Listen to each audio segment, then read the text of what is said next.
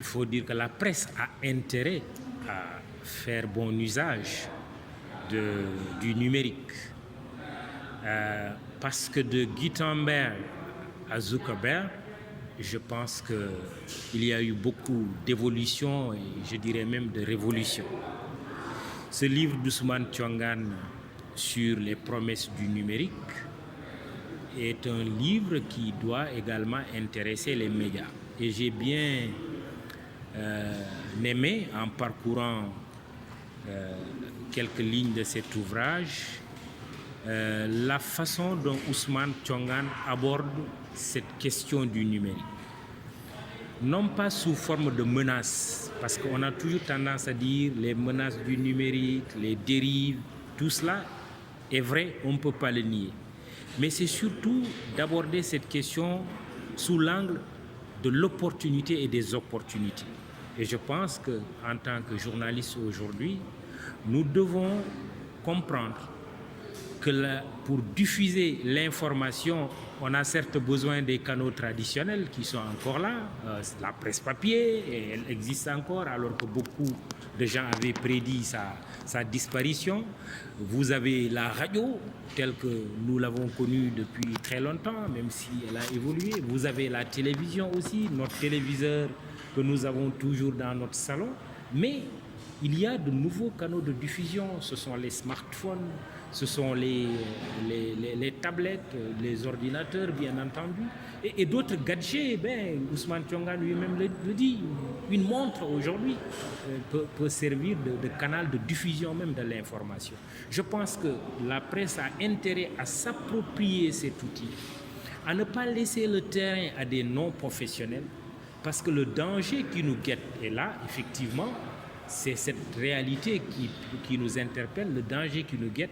C'est un peu ce que Ignacio Ramonet, en le paraphrasant, Ignacio Ramonet du monde diplomatique, la tyrannie du soupçon, c'est lui qui parlait de tyrannie du soupçon. Moi, je dirais, pour le paraphraser, c'est la tyrannie de l'ignorance. Il faut qu'on s'approprie ces outils, que ceux qui ont quelque chose à donner en termes de savoir, en termes d'expertise et d'expérience, se saisissent de ces outils pour parler également au grand public. Et je crois que les médias ont intérêt à prendre ce chemin. Disons que je fais un peu de l'autoflagellation, pardon. Je crois que les médias classiques ont une part de responsabilité dans les dérapages, les dérives que nous constatons.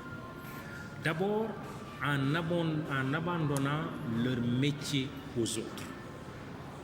Il faut donc se réapproprier le métier.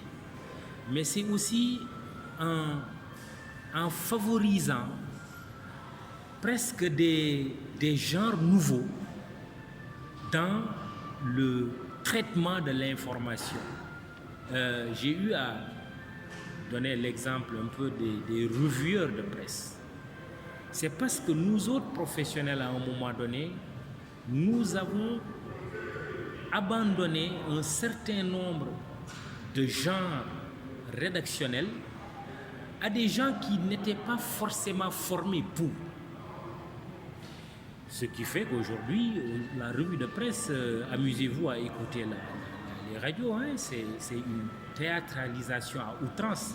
Je disais que nous étions loin de la revue de presse de Gabriel Jacques Gomis ou encore de Martin Faye, de tous ces grands journalistes dont les revues de presse, les Mansour Sow, plaisaient d'abord par la qualité de l'écriture, mais aussi par même le sens de l'humour.